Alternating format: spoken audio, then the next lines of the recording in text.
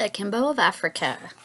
We are in the first book, which is in this book, which is Akimbo and the Baboons. And we are on the 4th chapter, A Close Call.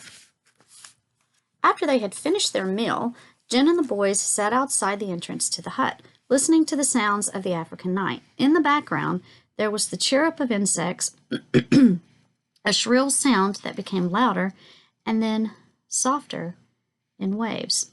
Then, from time to time, there were other sounds. The shriek of a nocturnal bird of prey, the grunt of some creature scurrying its way through the undergrowth.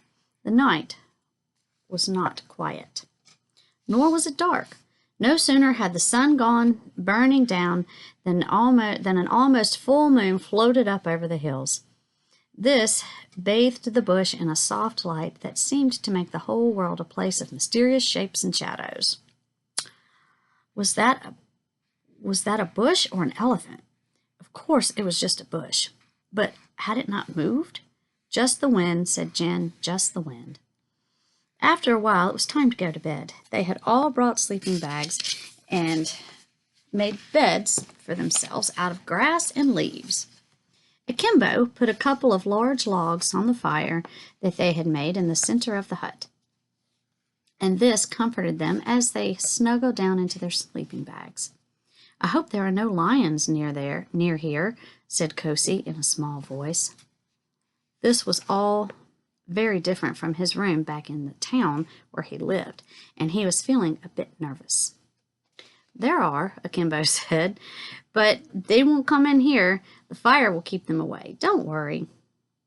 Kosi felt very frightened. He was glad, though, that he had his older cousin with him, and this really was one of those times when it mattered that Akimbo was 2 days older. It was Akimbo who woke up first in the middle of the night. He was not sure what had awoken him, but it was certainly a noise of some sort.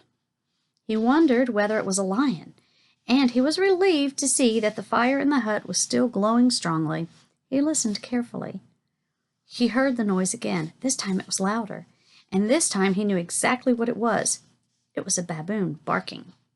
And now there was more barking, louder and angrier than before. This time it woke Jen up and Kosi. "What's going on?" Akimbo whispered. "Something's happening at their sleeping place," said Jen, rubbing the sleep out of her eyes. "Can we go see?" asked Akimbo. Jen looked doubtful.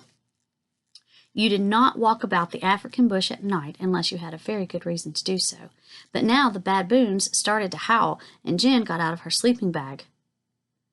"We can go and take a look," she said. "We'll take the flashlights."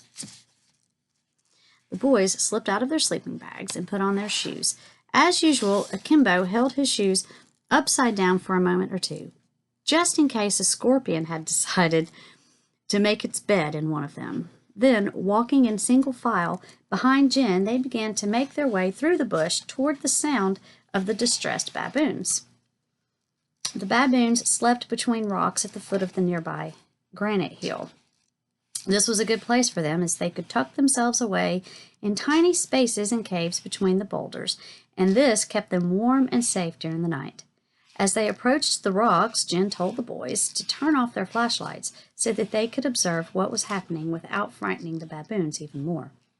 At first, even in the moonlight, it was hard to make out which shadows were baboons and which were rocks. But then, as they crouched and stared at the scene, they were able to make out the shapes of the baboons and watch their movements. A number of baboons had climbed up onto the top of the boulders. They were swaying around, howling and barking in alarm. Others were still in their little caves and were barking from there, their voices echoing against the walls of rock.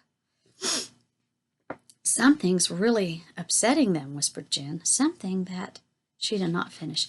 At that moment, Akimbo gave a cry, reached out to pull Jen to the ground. She had been crouching in front of him, and he managed to pull her down just as the large shape of an animal hurled itself across the place where she had been only seconds before. At the same time as pulling her down, he switched on his flashlight. The shape shot past, but was still caught for an instant in the beam of Akimbo's flashlight, and it was long enough for all of them to realize that what had leapt past them was a leopard that had now vanished into the darkness behind them. Ooh. For a moment, nobody was able to speak. Then Jen dusted herself off and switched on her own flashlight. In the background, not far away, a few of the braver baboons had returned out and were staring at the three unexpected visitors. A large baboon took a few steps forward, sniffed at the air, and then grunted. This seemed to calm the rest of the troop, who now stopped barking and howling. So that was what was going on, said Jen. A leopard, their most deadly enemy. She turned to Akimbo and shook his hand. You saved me there, she said. That leopard would have mauled me badly if you hadn't pulled me to the ground. Akimbo did not know what to say. He did not think of himself as a hero. It had all happened so quickly that he had not even thought about it. He had seen the sudden movement, and he had realized that Jen was in danger. His reactions had done the rest. They made their way back to their hut in silence. Akimbo was pleased that everything had worked out well. They had saved the baboons from their enemy, and at that time, Jen had not been hurt. It could have turned out very differently, of course, but he did not think about that. As soon as they were back in the hut, safely back in their sleeping bags, with their fire burning bright, keeping them safe through the African night. And soon they were back. Okay. Safe until morning. That was a close call, if you ask me.